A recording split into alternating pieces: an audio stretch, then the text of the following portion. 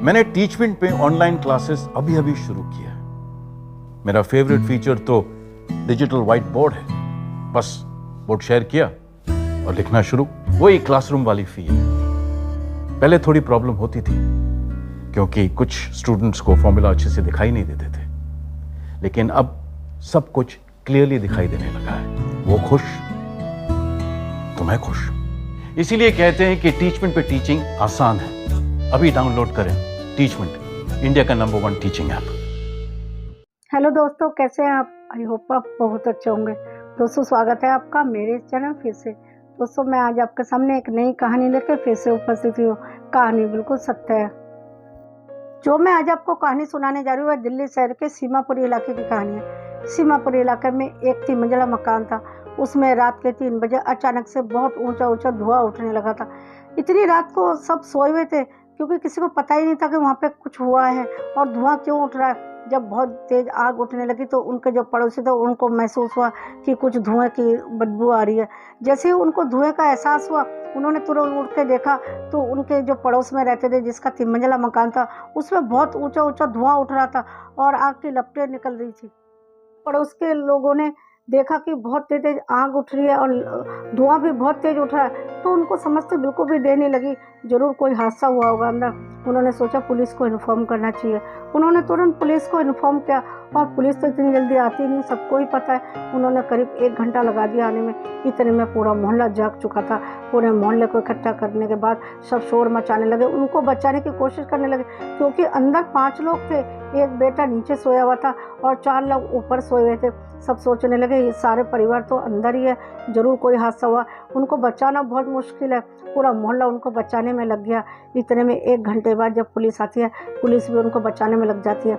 लेकिन जब पुलिस अंदर जाती है तो जाके देखती है तो दंग रह जाती है। एक जो बेटा नीचे सोया था वह तो बच गया था, लेकिन जो 4 लोग ऊपर थे सारे के सारे दम घुटने से मर गए। जो इतना धुआं फैल चुका था आग लगने के बाद, उसी से उनका दम घुटा और 4 लोग एक साथ इस दुनिया को छोड़ के जा चुके थे।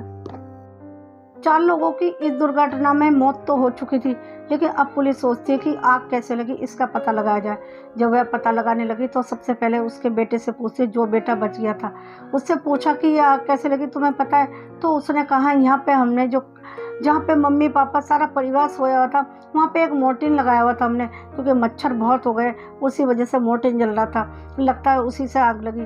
पुलिस को भी समझते देर न लगी, क्योंकि वहाँ पे मोर्टिन के सबूत भी थे, जिसमें स्टैंड होता है वहाँ स्टैंड भी था और मोर्टिन तो पूरी ख़त्म हो चुकी थी। शायद उसी से आग लगी थी, क्योंकि जो लकड़ी का टेबल था उन्होंने उसके ऊपर वह मोर्टिन जलाया हुआ था। जब मोर्टिन ख़त्म हुई तो उसके बाद उसमें आग लगनी शुरू हो गई होगी। लड़के ने ऐसा ही बयान दिया। तो पुलिस वालों को पता लग चुका था कि मोर्टिन की वजह से ही पूरे परिवार की जान गई है, उसी की वजह से आग लगी। अब तो पूरा परिवार खत्म हो चुका था। सिर्फ परिवार में एक ही आदमी बच गया था और वो भी उनका बेटा। अब वह अकेला हो चुका था, उसका हालत बहुत बुरी थी। उसने 4 लोगों को खो दिया था, अब वह अकेला हो गया था। पुलिस को रोते रोते सारी बात बता रहा था कि अब मैं क्या करूँगा, मैं तो अकेला रह गया, मम्मी पापा भाई बहन सब छोड़ के जा चुके। ऐसा करके उसकी हालत बहुत ख़राब हो चुकी थी। दोस्तों, देखा, एक छोटी सी गलती की वजह से एक परिवार के 4 लोग इस दुनिया को छोड़ के चले गए और अकेला बेटा रह गया। सिर्फ उनकी ये गलती थी कि मोर्टिन जब जलाया उन्होंने ध्यान नहीं दिया कि हम किसके ऊपर रख रहे हैं, ऐसा क्यों करते हैं। मेरा कहानी सुनाने का मकसद सिर्फ ये है, जब भी हम कभी मच्छर काटते हैं या कुछ करते हैं तो ये नहीं सोचे कि हम मच्छर से बचना है, हमें सब चीज़ों से बचना है। ये नहीं सोचे कि मोर्टिन लगा दिया, मच्छर नहीं काटेंगे, हम आराम से सो जाएंगे। लेकिन ये भी तो सोचे कि जब मोर्टिन ख़त्म हो गई, हमें यदि कुछ दुर्घटना हो गई, हम इसको रखें कहाँ। ये नहीं कि कहीं भी रख दे, लकड़ी के ऊपर रख दे, अपने जहाँ पे सोए हुए उसके सिराने में रख दे। कई बार ऐसा होता है, सोते सोते हमारे सिर का कोई भी तकिया या कोई भी चीज़ नीचे गिर जाता है और कई बार मोर्टिन जली होती है नीचे और उसमें भी आग लग जाती है। मैंने कई बार ऐसा भी देखा है। इसलिए मैं दोस्तों सबसे यही कहना चाहती हूँ, कभी भी मोर्टिन या कोई भी कुछ ऐसी जलाए तो ज़रूर ध्यान रखें। और कई बार मैंने ये भी देखा है कि दिए की जो जोत होती है मंदिर में जो लगी होती है, उससे भी कई बार आग लग जाती है। और यदि आप दिया जलाए या जोत जलाए तो ज़रूर ध्यान रखें कि उसको कहाँ रख रहे हैं। कई बार लोग सारी रात के लिए उसको जला के छोड़ देते हैं। जलाएं कोई बात नहीं, ऐसे तो माता की जोत जलानी ही चाहिए, लेकिन उसको रखे कहाँ, ये बहुत सोच समझ के रखना चाहिए। ये नहीं कि जोत जला दी उसके बाद निश्चिंत हो गए। मैं सबसे यही कहना चाहती हूँ, इन छोटी छोटी चीज़ों का ध्यान रखना बहुत ज़रूरी है, क्योंकि ऐसी छोटी चीज़ों से ही बहुत बड़े बड़े हादसे हो जाते हैं। परिवार में पूरा परिवार ख़त्म हो जाता है, देखते देखते दुनिया उजड़ जाती है, रोने के सिवा और कुछ नहीं रह जाता किसी के हाथ में भी। आखिर में सबसे यही कहना चाहती हूँ कि कभी भी कोई भी काम करे तो बहुत सोच समझ के करे, क्योंकि कई बार ऐसे छोटे छोटे चीज़ों से, मोर्टिन कितनी छोटी चीज़ है, उससे कितना बड़ा हादसा हो गया।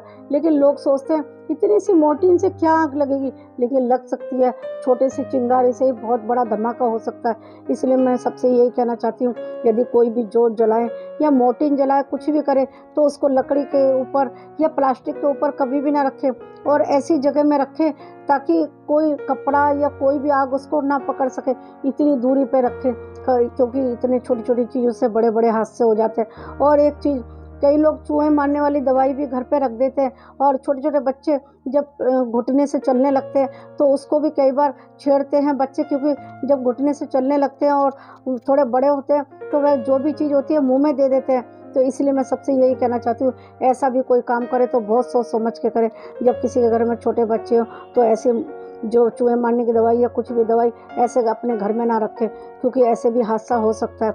मैं सबको यही कहना चाहती थी, और मेरा ये कहानी सुनाने का मकसद सिर्फ यही है कि हर कोई सावधान हो जाए, क्योंकि छोटी छोटी जो सावधानी होती है उससे बहुत बड़ा हमारा फ़ायदा हो सकता है। यदि हम सावधानी नहीं बरतेंगे तो बहुत बड़ा नुकसान भी हो सकता है, किसी की जान भी जा सकती है। बस मैं सबसे यही कहना चाहती हूँ, हमेशा सावधान रहे, क्योंकि ज़िंदगी बहुत मुश्किल से मिलती है। बस मेरी ये कहानी यहीं समाप्त होती है। मिलती हूँ अगले वीडियो में। यदि आपको मेरी ये कहानी पसंद आई तो एक लाइक और शेयर कर दीजिए। यदि आप मेरे चैनल पर नए हैं तो सब्सक्राइब भी कर दीजिए। बेल आइकन को भी प्रेस कर दीजिए ताकि अगले आने वाली वीडियो आप तक पहुंच सके। कमेंट तो ज़रूर कीजिए, क्योंकि आपके कमेंट से मुझे बहुत मोटिवेशन मिलता है और मैं अगली वीडियो ला पाती हूँ। बस मैं यहीं समाप्त करती हूँ अपनी वीडियो। अपना और अपनों का बहुत ध्यान रखिए। तब तक के लिए नमस्कार।